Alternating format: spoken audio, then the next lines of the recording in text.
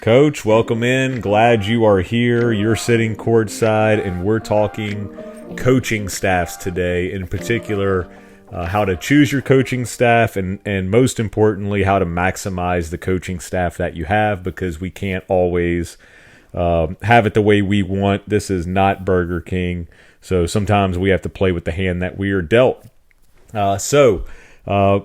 First, who should you have on your staff? I always loved having a younger coach on staff that I could mentor. I felt like those are the coaches I really connected with, the ones that wanted to be a head coach. We were in pretty close proximity to LSU, and they had a basketball coaching course or class, and students in that class would reach out, and I was eager to add them to my staff. I felt like they were great gap fillers for us as they were learning on the job. So one ran our competitive cauldron one year.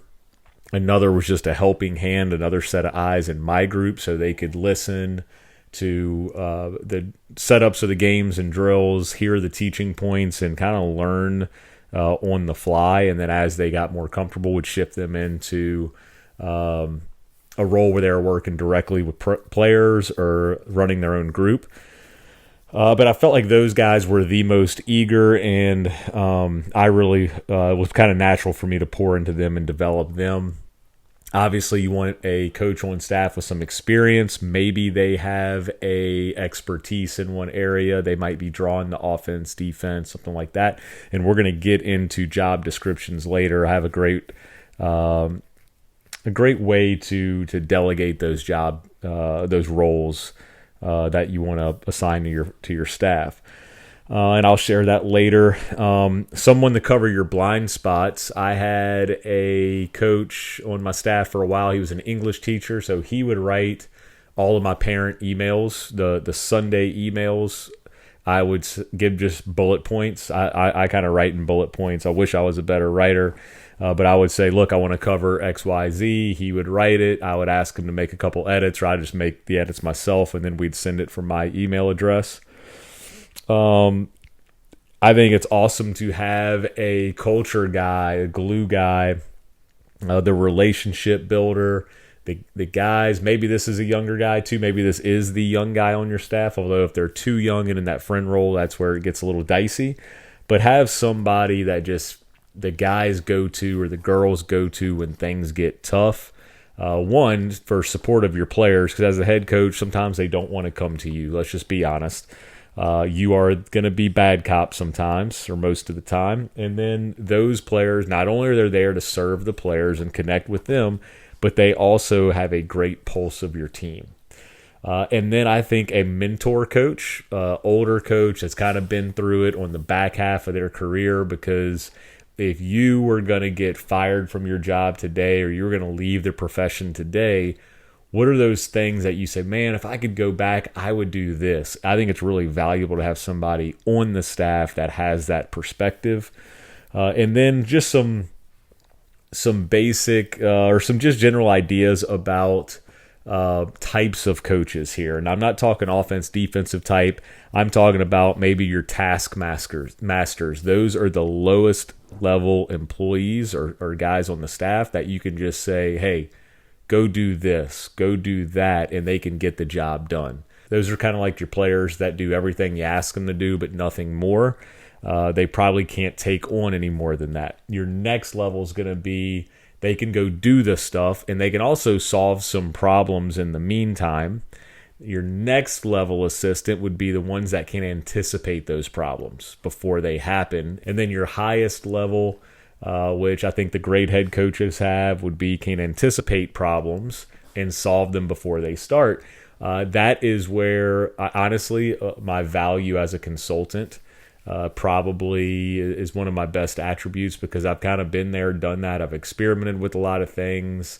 We were always refining. So I feel like I have, I've been in coaching for 19 years. I feel like I'm wiser beyond my years just because I've been willing to take some chances, experiment, and I was always looking to do things better. But that's what you want to get to, either yourself or your staff, where you have someone that can anticipate the problems and solve them before they happen. Some general ideas. I think it's great to a great idea to give them a personality test, just so you get an idea of background on them and who might vibe well together. It's good to have a diverse set of personalities there, so you're a well-rounded staff and you're kind of hitting from all angles. They say opposite attracts. I think that there's a lot of truth to that. I think like personalities have difficult times sometimes. Relating or communicating together or just building a relationship. Speaking of relationships, time spent with your staff, I would invest time in them, do some stuff away from basketball, off the court, go to dinner, have them over to your house, them and their spouse. That is the number one way to build relationships. And oftentimes it's hard to do that just in the work environment. Some ideas on just your staff in general, mutual expectations. So maybe you're having your first meetings with your coaching staffs now. I always like to establish mutual expectations instead of just being in the room and saying, I expect y'all to be on time and I expect you to watch this amount of film and to do this with our players. Ask them what they expect of you. I think that'll give you really good perspective, and it's a two-way street. You can make sure that you're serving them and doing just as much for them as they will do for your program. In our staff meetings, one thing I had to learn is not to poison the room. Sometimes I felt like I would poison the room, meaning if I gave my opinion first, no one wanted to disagree with that. And maybe that was a flaw of mine. Maybe I didn't open up the floor enough. So I started to go last. I started to just throw out, what do y'all think about this? Or have we considered doing this? Or what would be the trade-offs if we did this? Also, I would say I started this after Annie Duke's. I read Annie Duke's book, Thinking in Bets. I started saying, look, I'm only 60% here on this idea. Like maybe we should put in a 1-2-2 press. I'm throwing this out there because I'm like 50-50 maybe. And maybe the room can sway you to 30%, like, let's not do it. Or, man, I'm really feeling this. Y'all got me to like 70-75%. Y'all had a lot of great ideas. Let's do it. Another thing with meetings, especially early, what does success look like in your program? What is the philosophy of the program? What are we playing for? What's the mission of the program or the vision for the program? And then what systems do we have in place, or what systems are we going to establish, and what that looks like, why we're creating those systems, and how they can support and help enforce those systems. And then laying out all the responsibilities. Okay. And this is where I think the job description and the roles and the tasks that you do, got some good ideas here. So lay out all the responsibilities that have to be taken care of. We have to scout. We got to plan practice. We got to run practice. We have to make sure the locker room is clean. We got to do laundry.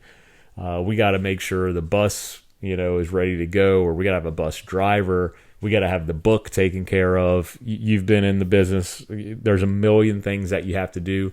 Let's lay all those things out. And instead of saying, Coach A, you're in charge of this, Coach B, you're in charge of this, let's allow them to be the best versions of themselves and let them put their puzzle piece in the puzzle. So what I mean by that is I had them write their own job descriptions. And it's an idea I got from JP Nurbin, who's a mentor of mine. Once he gave me this, we adopted this, and it was great for our staff. So some feedback that I got from my staff, one assistant said, I don't feel comfortable scouting opponents. I don't really know what I'm looking at yet. I don't feel confident in that. But I definitely know what our team does, and I can watch as much film as possible, or as much film as you want me to, of our team. And what he did is he started watching a lot of one-on-one film with our players. And I found that incredibly valuable. It took that off of my plate. And it was something that he was really passionate about. So he was constantly having his iPad and watching film with players. In fact, he watched more film than all of us. I think he would fall asleep watching film and just let that thing roll. Maybe somebody's a defensive guy. Some coaches I consult with, somebody reached out and said, look, I just hired a new coach. I want him to run the defense. And immediately I'm thinking, does he want to run the defense? Because it's going to be very difficult for you to have him run the defense if that's not something that he wants. I wouldn't go square peg, round hole. Let him choose what he wants to do. Maybe this guy is better suited for special situations. We have those nerds on staff, or those like more analytical guys, or just the rule junkies that know every single rule. Or maybe they are the guy on staff that loves set plays, but you run a conceptual offense where it's like, okay, well, you're in charge of our under out of bounds, sideline out of bounds, our special situation, our full court stuff, our late clock stuff. Come up with the best ideas that you have, present them to me, and then you can install them. You're the guy where, timeout, 6 seconds left, we're inbounding from the side. It is, coach, what do we have? Short clock from the side. We need a 2 or a 3 here. He's got the play already drawn up. It's printed off a fast draw or whatever you use, and he's in charge of that.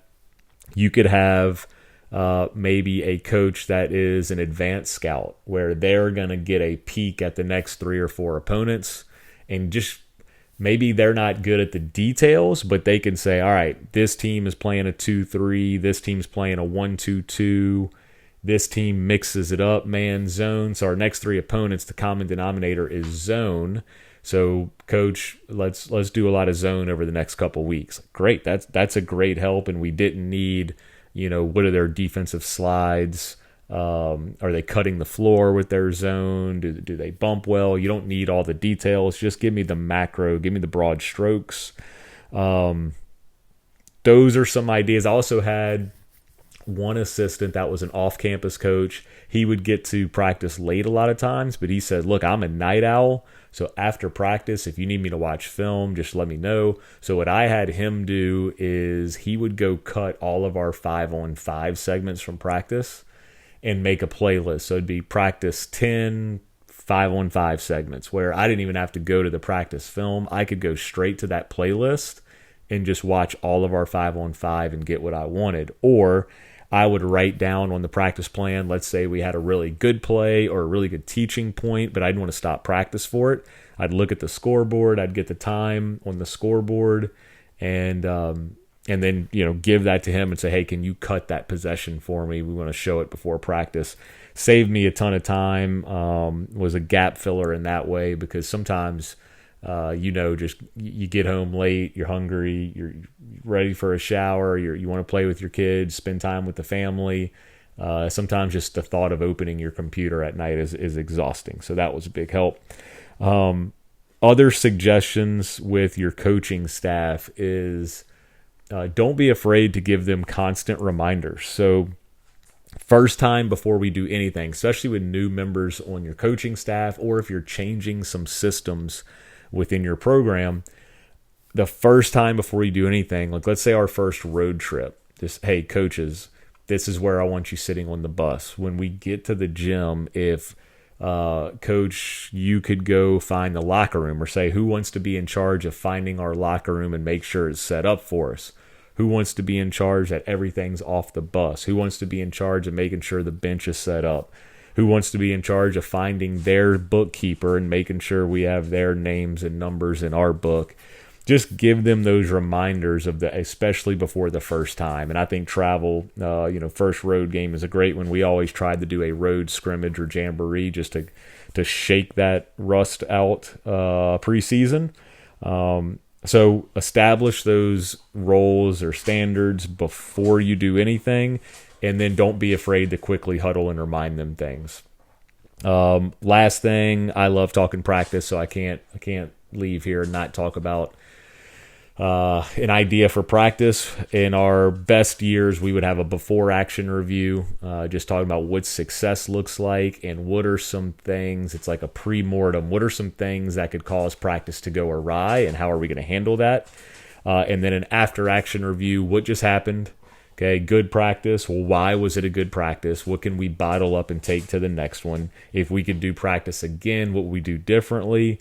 And then another thing pre-practice is we would set goals for ourselves, maybe making eye contact with X amount of players, physically touching every player, leading with questions, and having some humor involved in practice. So everybody on the staff would have a goal, and then after we would just come and it would be pass fail. Like I had great eye contact with 12 of our 24 players today. My goal was 10, so thumbs up, I pass. Or I didn't have a one-on-one quick energetic conversation with everybody, so I fail. Whatever it is, little things like that. When we focused on those behaviors as coaches and not the X's and O's, is when we were at our best. So hopefully you took something that you can take to your program. If I can help in any way, please reach out.